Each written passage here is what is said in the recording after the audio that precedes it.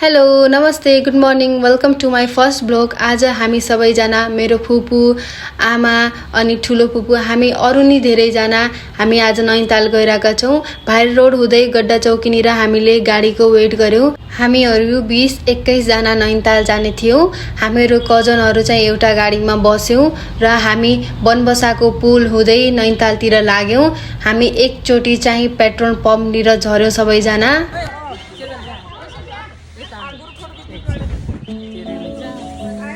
हामी सबैजना खाना खाने भनेर यो होटलमा झर्यौँ। यो होटलमा चाहिँ हामीले खाना खायौँ। होटल चाहिँ साह्रै राम्रो थियो। होटलबाट भ्यू नि राम्रो थियो।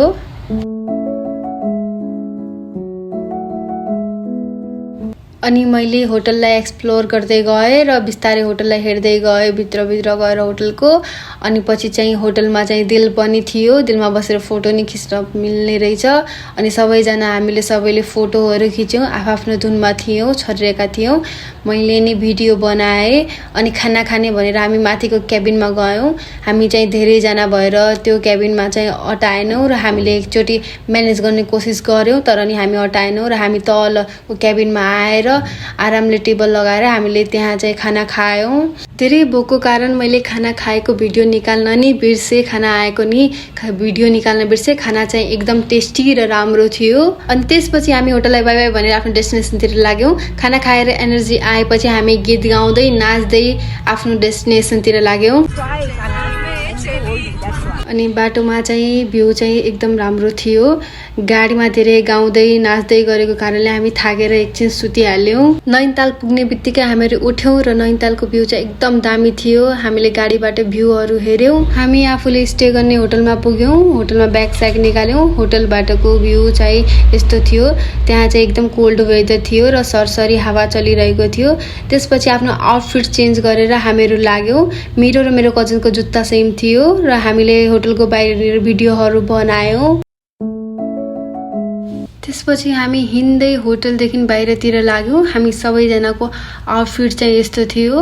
हामी धेरैजना थियौँ नैनीताल गएको ट्रिपमा। हामी लेकको छेउको रोडमा हिँड्दै नैनीताल एक्सप्लोर गर्नतिर लाग्यौँ।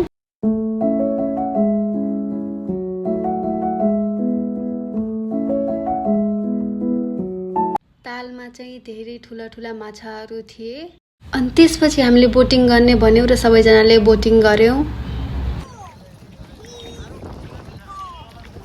बोटिङ गरिसकेपछि हामी हिँड्दै नैनादेवी मन्दिर भन्ने ठाउँतिर लाग्यौँ।